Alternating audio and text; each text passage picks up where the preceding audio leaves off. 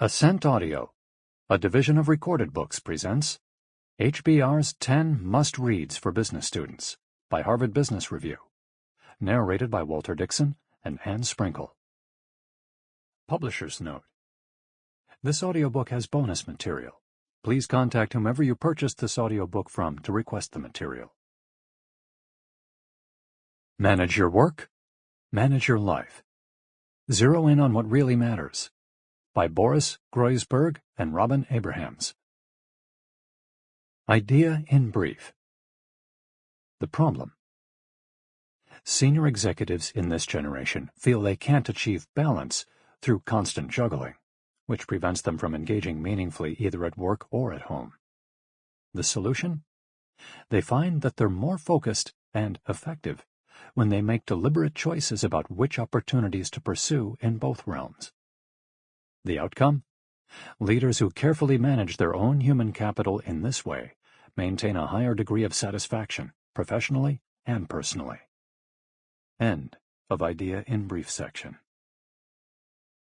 Work-life balance is at best an elusive ideal and at worst a complete myth, today's senior executives will tell you. But by making deliberate choices about which opportunities they'll pursue and which they'll decline, rather than simply reacting to emergencies, leaders can and do engage meaningfully with work, family, and community. They've discovered through hard experience that prospering in the senior ranks is a matter of carefully combining work and home so as not to lose themselves, their loved ones, or their foothold on success. Those who do this most effectively involve their families in work decisions and activities. They also vigilantly manage their own human capital, endeavoring to give both work and home their due, over a period of years, not weeks or days. That's how the 21st century business leaders in our research said they reconcile their professional and personal lives. In this article, we draw on 5 years' worth of interviews with almost 4,000 executives worldwide, conducted by students at Harvard Business School, and a survey of 82 executives in an HBS leadership course. Deliberate choices don't guarantee complete control. Life sometimes takes over, whether it's a parent's dementia or a teenager's car accident. But many of the executives we've studied, men and women alike, have sustained their momentum during such challenges while staying connected to their families. Their stories and advice reflect 5 main themes. Defining success for yourself. Managing technology. Building support networks at work and at home. Traveling or relocating selectively. And collaborating with your partner. Defining success for yourself. When you are leading a major project, you determine early on what a win should look like. The same principle applies to leading a deliberate life. You have to define what success means to you, understanding, of course, that your definition will evolve over time. Executives' definitions of professional and personal success run a gamut from the tactical to the conceptual. For one leader, it means being home at least 4 nights a week. For another, it means understanding what's going on in the lives of family members. For a third, it's about having emotional energy at both work and home. Some intriguing gender differences emerged in our survey data. In defining professional success, women place more value than men do on individual achievement, having passion for their work, receiving respect, and making a difference, but less value on organizational achievement and ongoing learning and development. A lower percentage of women than of men list financial achievement as an aspect of personal or professional success. Rewarding relationships are by far the most common element of personal success for both sexes, but men list merely having a family as an indicator of success, whereas women describe what a good family looks like to them. Women are also more likely to mention the importance of friends and community, as well as family. The survey responses consisted of short phrases and lists, but in the interviews, executives often defined personal success by telling a story or describing an ideal self or moment in time. Such narratives and self-concepts serve as motivational goalposts, helping people prioritize activities and make sense of conflicts and inconsistencies. When work and family responsibilities collide, for example, men may lay claim to the cultural narrative of the good provider. Several male executives who admitted to spending inadequate time with their families consider absence an acceptable price for providing their children with opportunities they themselves never had. One of these men, poor during his childhood, said that his financial success both protects his children and validates his parents' struggles. Another even put a positive spin on the breakup of his family. Looking back, I would have still made a similar decision to focus on work, as I was able to provide for my family and become a leader in my area, and these things were important to me. Now I focus on my kids' education and spend a lot more time with them over weekends. Even the men who pride themselves on having achieved some degree of balance between work and other realms of their lives measure themselves against a traditional male ideal. The 10 minutes I give my kids at night is 1,000,000 times greater than spending that 10 minutes at work, one interviewee said. It's difficult to imagine a woman congratulating herself for spending 10 minutes a day with her children, but a man may consider the same behavior exemplary. Indeed, women rarely view themselves as working for their families the way men do. Men still think of their family responsibilities in terms of breadwinning, whereas women often see theirs as role modeling for their children. Women emphasize, far more than men do, how important it is for their kids, particularly their daughters, to see them as competent professionals. One said, "I think that work is such a big part of who I am. I want my kids to understand what I do. I am a whole being." Many women said that the most difficult aspect of managing work and family is contending with cultural expectations about mothering. One admitted that she stopped working at home after her daughter referred to the Bloomberg network as Mommy's Channel. Another commented, "When you are paid well, you can get all the practical help you need. What is the most difficult thing, though, what I see my women friends leave their careers for, is the real emotional guilt of not spending enough time with their children, the guilt of missing out." Both men and women expressed versions of this guilt and associated personal success with not having regrets. They often cope by assigning special significance to a particular metric, such as never missing a Little League game or checking in once a day, no matter what. "I just prioritize dinner with my family as if it was a 6 p.m. meeting with my most important client," said one interviewee. Another offered this suggestion. "Design your house right. Have a table in the kitchen where your kids can do homework while your husband cooks and you drink a glass of wine." Though expressed as advice, this is clearly her very personal, concrete image of what success at home looks like. Managing technology. Nearly all the interviewees talked about how critical it is to corral their emails, text messages, voicemails, and other communications. Deciding when, where, and how to be accessible for work is an ongoing challenge, particularly for executives with families. Many of them cautioned against using communications technology to be in two places at once, insisting on the value of undivided attention. "When I'm at home, I really am at home," said one. "I force myself not to check my email, take calls, etc. I want to give my kids 100% of my attention, but this also works the other way around, because when I'm at work, I really want to focus on work. I believe that mixing these spheres too much leads to confusion and mistakes." That last point is a common concern. Always being plugged in can erode performance. One leader observed that certain cognitive processes happen when you step away from the frenetic responding to emails. The history of science, after all, is marked by insights that occurred not in the laboratory, but while the scientist was engaged in a mundane task, or even asleep. Another executive pointed out that 24-hour availability can actually hamper initiative in an organization. If you have weak people who must ask your advice all the time, you feel important, but there's a difference between being truly important and just not letting anyone around you do anything without you. Strikingly, some people at the top are starting to use communications technology less often while they're working. Several invoked the saying, "You can't raise a kid by phone," and pointed out that it's not the best way to manage a team either. Often, if it's logistically possible, you're better off communicating in person. How do you know when that's the case? One interviewee made an important distinction between broadcasting information and exchanging and analyzing ideas. Speaking on the phone is easy, but careful, thoughtful listening becomes very challenging. For the most important conversations, I see a real trend moving back to face-to-face. When you're evaluating multi-billion-dollar deals, you have to build a bridge to the people. When it comes to technology in the home, more than a third of the surveyed executives view it as an invader, and about a quarter see it as a liberator. The rest are neutral or have mixed feelings. Some of them resent the smartphone's infringement on family time. When your phone buzzes, one ruefully noticed, it's difficult to keep your eyes on that soccer field. Others appreciate the flexibility that technology affords them.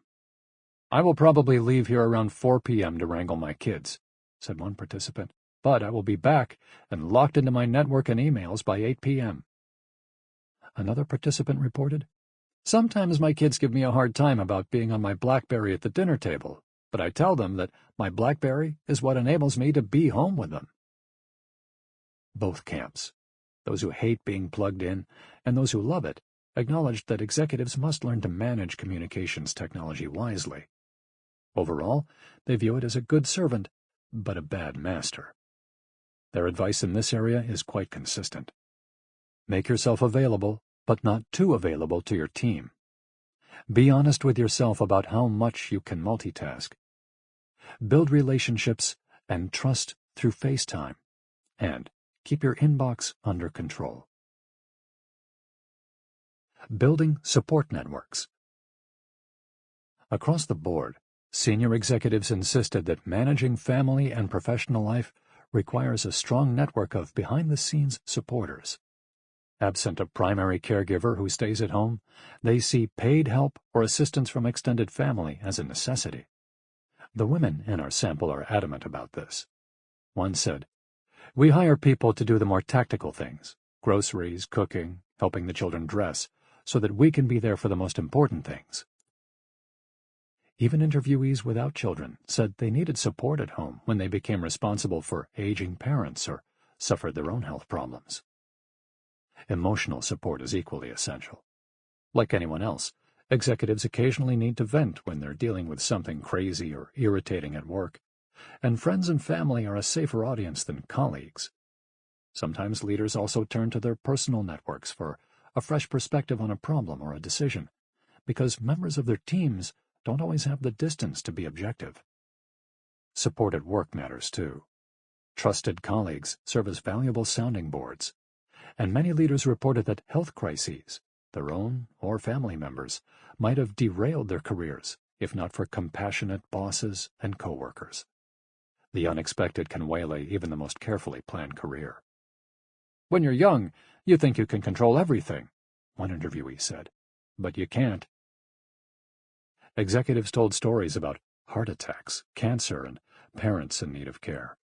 One talked about a psychotic reaction to medication. In those situations, mentors and team members helped leaders weather difficult times and eventually return to business as usual. What about mixing personal and professional networks, since executives must draw on both anyway? That's up for discussion. The men we surveyed tend to prefer separate networks, and the women are pretty evenly split.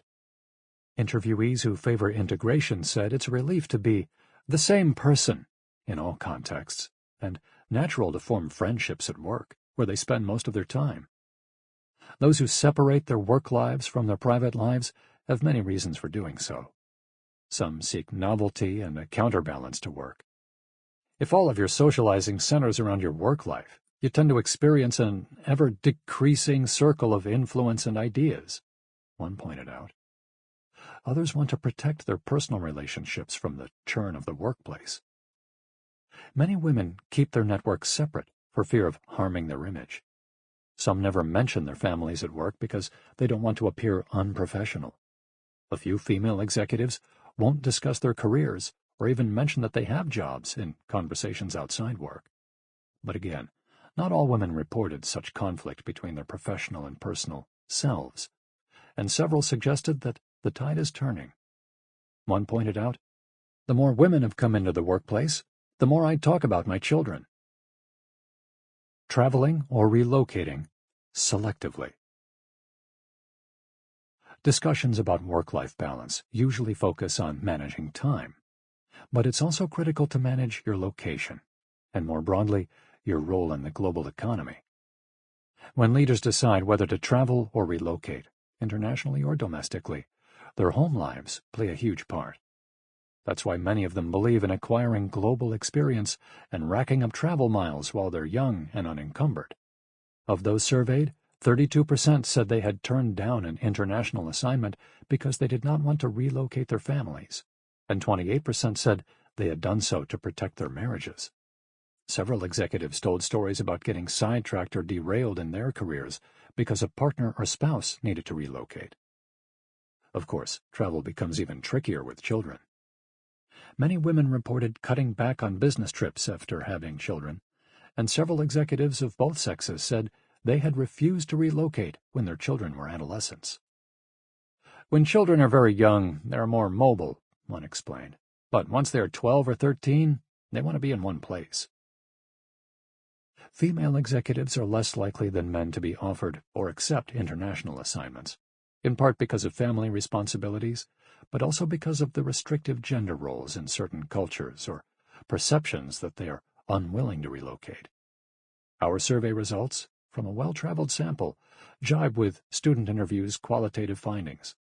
Almost none of the men surveyed, less than 1%, compared with 13% of the women, had turned down an international assignment because of cultural concerns. But for female executives, not all travel is created equal. Gender norms, employment laws, health care access, and views on work-life balance vary from country to country. One American woman said it requires extra effort in Europe to make sure she doesn't come off as being intimidating, a concern she attributes in part to being tall. Another woman said that in the Middle East, she has had to bring male colleagues to meetings to prove her credibility.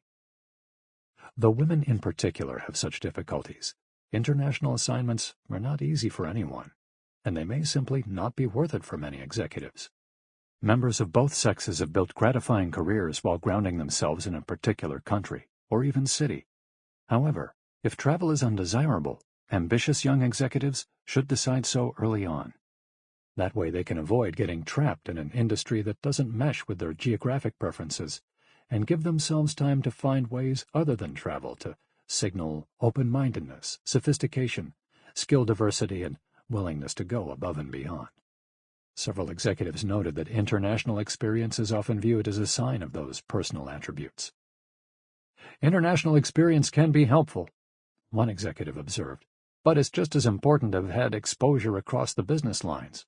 Both allow you to understand that not everybody thinks as you do. Some executives even question the future of globe hopping, noting that carbon costs, fuel costs, and security concerns may tighten future travel budgets. Collaborating with your partner. Managing yourself, technology, networks, travel, it's a tall order. Leaders with strong family lives spoke again and again of needing a shared vision of success for everyone at home, not just for themselves. Most of the executives in our sample have partners or spouses, and common goals hold those couples together. Their relationships offer both partners opportunities for uninterrupted or less interrupted work, for adventurous travel, for intensive parenting, for political or community impact that they might not otherwise have had. Leaders also emphasized the importance of complementary relationships. Many said how much they value their partner's emotional intelligence, task focus, big-picture thinking, detail orientation. In short, whatever cognitive or behavioral skills balance out their own tendencies. And many of those we surveyed consider emotional support the biggest contribution their partners have made to their careers. Both men and women often mention that their partners believe in them or have urged them to take business risks or pursue job opportunities that were not immediately rewarding but led to longer-term satisfaction. They also look to their partners to be sounding boards and honest critics. One executive said that her partner asks probing questions to challenge my thinking so I can be better prepared for an opposing viewpoint. A partner support may come in many forms, but what it almost always boils down to is making sure the executive manages his or her own human capital effectively. The pressures and demands on executives are intense, multi-directional, and unceasing. Partners can help them keep their eyes on what matters, budget their time and energy, live healthfully, and make deliberate choices, sometimes tough ones, about work, travel, household management, and community involvement. Men, however, appear to be getting more spousal support overall. Male interviewees, many of whom have stay-at-home wives, often spoke of their spouse's willingness to take care of children, tolerate long working hours, and even relocate, sometimes as a way of life. But by and large, they no longer seem to expect the classic 1950s corporate wife who hosted dinners for the boss and cocktail parties for clients. Exceptions exist in some countries and industries. One male executive who works in oil fields said, "When you are living and working in those camp environments, it is indispensable to have your wife talk with other spouses." Men frequently noted that their partners won't allow them to neglect their families, health, or social lives. For example, "My wife is militant about family dinner, and I am home every night for dinner, even if I have to work afterward." Women, by contrast, slightly more often mentioned their partner's willingness to free them from traditional roles at home. One explained, in a typical comment, "He understands the demands of my role and does not put pressure on me when work takes more time than I would like." In other words, male executives tend to praise their partners for making positive contributions to their careers, whereas women praise theirs for not interfering. When we look at the survey data, we see other striking differences between the sexes. Fully 88% of the men are married, compared with 70% of the women, and 60% of the men have spouses who don't work full-time outside the home, compared with only 10% of the women. The men have an average of 2.22 children, the women 1.67. What tomorrow's leaders think. The fact that the interviewees all agreed to take time from their hectic schedules to share their insights with students might introduce a selection effect. Busy leaders who choose to help students presumably value interpersonal relationships. Because they're inclined to reflect on work and life, they're probably also making deliberate choices in both realms, and they certainly have enough money to pay for support at home. All that may explain why many interviewees reported being basically happy, despite their struggles, and why few mentioned serious damage to their marriages or families due to career pressures. This sample is an elite group of people, better positioned than most to achieve work-life balance. That they nevertheless consider it an impossible task suggests a sobering reality for the rest of us. One student interviewer says, almost universally, that the leaders they spoke with dispensed valuable advice about how to maintain both a career and a family. One interviewer reported, "All acknowledged making sacrifices and concessions at times, but emphasized the important role that supportive spouses and families played." Still, many students are alarmed at how much leaders sacrifice at home and how little headway the business world has made in adapting to families' needs. Male executives admitted that they don't prioritize their families enough, and women are more likely than men to have forgone kids or marriage to avoid the pressures of combining work and family. One said, "Because I'm not a mother, I haven't experienced the major driver of inequality, having children." She added, "People assume that if you don't have kids, then you either can't have kids or else you're a hard-driving bitch. So, I haven't had any negative career repercussions, but I've probably been judged personally." Executives of both sexes consider the tension between work and family to be primarily a women's problem, and the students find that discouraging. "Given that leadership positions in corporations around the world are still dominated by men," one explained, "I fear that it will take many organizations much longer than it should to make accommodations for women to effectively manage their careers and personal lives." Students also resist leaders' commonly held belief that you can't compete in the global marketplace while leading a balanced life. When one executive argued that it's impossible to have a great family life, hobbies, and an amazing career all at the same time, the student interviewing him initially thought, that's his perspective. But after more conversations with leaders, every single executive confirmed this view in one way or another, and I came to believe that it is the reality of today's business world. It remains to be seen whether and how that reality can be changed for tomorrow. We can't predict what the workplace or the family will look like later in this century, or how the two institutions will coexist. But we can assert 3 simple truths. Life happens. Even the most dedicated executive may suddenly have his or her priorities upended by a personal crisis, a heart attack, for instance, or a death in the family. As one pointed out, people tend to ignore work-life balance until something is wrong. But that kind of disregard is a choice, and not a wise one. Since when do smart executives assume that everything will work out just fine? If that approach makes no sense in the boardroom or on the factory floor, it makes no sense in one's personal life. There are multiple routes to success. Some people plan their careers in detail, others grab whatever opportunity presents itself. Some stick with one company, building political capital and a deep knowledge of the organization's culture and resources. Others change employers frequently, relying on external contacts and a fresh perspective to achieve success. Similarly, at home, different solutions work for different individuals and families. Some executives have a stay-at-home partner, others make trade-offs to enable both partners to work. The questions of childcare, international postings, and smartphones at the dinner table don't have right answers, but the questions need to be asked. No one can do it alone. Of the many paths to success, none can be walked alone.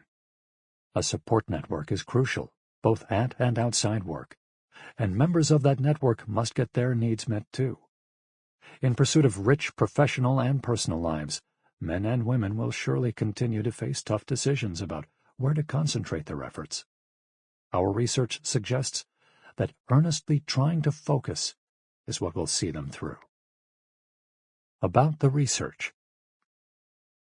Since 2008, more than 600 students in Harvard Business School's second-year Managing Human Capital course have interviewed 3,850 C-suite executives and leaders, of whom 655 were CEOs, presidents, or board members, at companies and nonprofits around the world. The goal? To gain greater insight into how today's top leaders make choices in their professional and personal lives. This project has been a true partnership between the students and the executives. Everyone involved wanted to deeply explore what it means for leaders to manage their human capital in the 21st century, and more specifically, in the wake of the recent global recession. The executives were a diverse group, 44% female, 56% male, and represented a wide range of industries, including finance, retail, energy, healthcare, and technology. They came from 51 countries, and 45% of them had worked in countries other than the United States. The interviews were semi-structured. As long as students related their questions to topics covered in Managing Human Capital, they were allowed considerable leeway in what to ask and how far to go in following up on responses. That way, they could dig into the issues they found most compelling. To supplement the interviews, we surveyed 82 senior executives who were attending a 2012 leadership course at HBS. We asked them about their experiences managing their careers and families. The sample consisted of 58 men and 24 women from 33 countries in Africa, Europe, Asia, the Middle East, and North and South America. Statistics in the article come from the survey data, and quotations come from the field data. Harnessing the Science of Persuasion by Robert B. Cialdini. Idea in brief. If leadership, at its most basic, consists of getting things done through others, then persuasion is one of the leader's essential tools. Many executives have assumed that this tool is beyond their grasp, available only to the charismatic and the eloquent. Sample complete. Ready to continue?